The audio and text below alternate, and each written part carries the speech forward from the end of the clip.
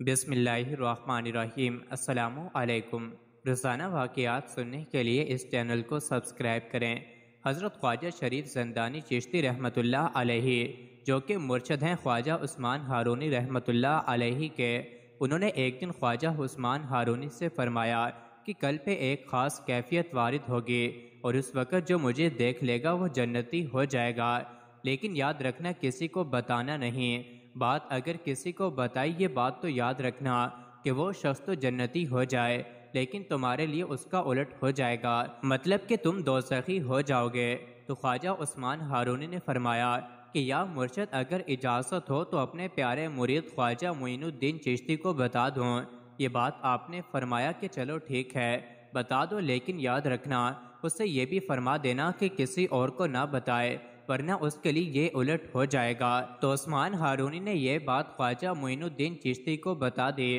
اب معاملہ یہ ہوا کہ خواجہ معین الدین چشتی نے یہ بات سب کو بتا دی کہ میرے دادا مرشد کل ایسی حالت میں ہوں گے کہ جو بھی ان کو دیکھے گا وہ جنتی ہو جائے گا۔ الغرض اگلے دن جب خواجہ حاجی شریف زندانی رحمۃ اللہ علیہ پر وہ حالت طاری ہوئی تو کیا دیکھا کہ آپ کے گھر کے باہر ہزاروں لوگوں کا جم غفیر آیا ہوا ہے اور حضرت شریف زندانی کی زیارت کر رہا ہے۔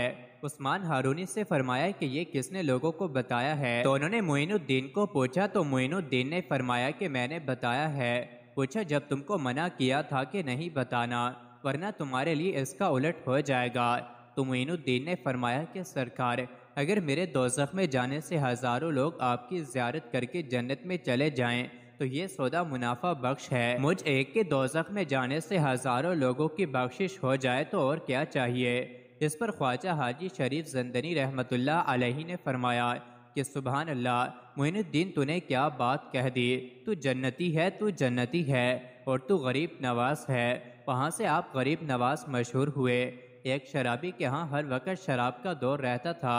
ایک مرتبہ اس کے دوست احباب جمع تھے، شراب تیار تھی، اس نے اپنے غلام کو 4 درہم دیے کہ شراب پینے سے پہلے دوستوں کو کھلانے کے لیے کچھ پھل خرید کر لائے۔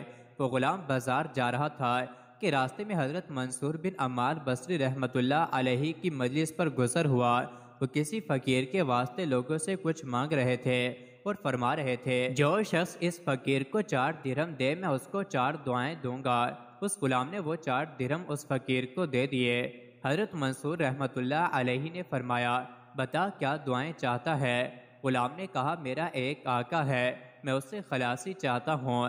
حضرت منصور رحمۃ اللہ علیہ نے دعا فرمائی اور پوچھا دوسری دعا کیا چاہتا ہے؟ غلام نے کہا مجھے ان درہموں کا بدل مل جائے۔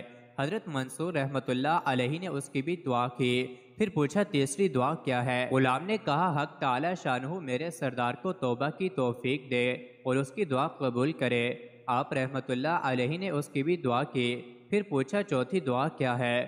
غلام نے کہا حق تعالی شانہ میرے سردار کی، تمہاری اور یہاں مجمع میں موجود ہر شخص کی مغفرت کرے۔ حضرت منصور رحمۃ اللہ علیہ نے اس کی یہ بھی دعا کی۔ اس کے بعد وہ غلام خالی ہاتھ اپنے سردار کے پاس واپس چلا گیا۔ سردار اسی کے انتظار میں تھا، دیکھ کر کہنے لگا اتنی دیر لگا دی۔ غلام نے قصہ سنایا۔ سردار نے ان دعاؤں کی برکت سے بجائے غصہ ہونے اور مارنے کے یہ پوچھا کہ کیا کیا دعائیں کرائیں؟ غلام نے کہا پہلی تو یہ کہ میں غلامی سے آزاد ہو جاؤں۔ سردار نے کہا میں نے تجھے آزاد کر دیا۔ دوسری کیا تھی؟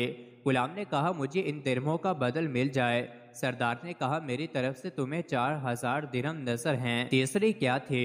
غلام نے کہا حق تعالی شانہ تمہیں شراب وغیرہ فسق و فجور سے توبہ کی توفیق دے۔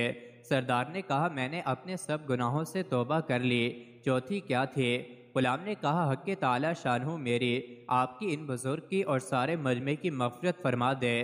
سردار نے کہا کہ یہ میرے اختیار میں نہیں ہے۔ رات کو سردار کو خواب میں ایک آواز سنائی دی جب تو نے وہ تینوں کام کر دیے جو تیرے اختیار میں تھے تو کیا تیرا یہ خیال ہے کہ اللہ وہ کام نہیں کرے گا جس پر وہ قادر ہے؟ مزید ایسی ہی ویڈیوز کے لیے چینل کو ضرور سبسکرائب کریں۔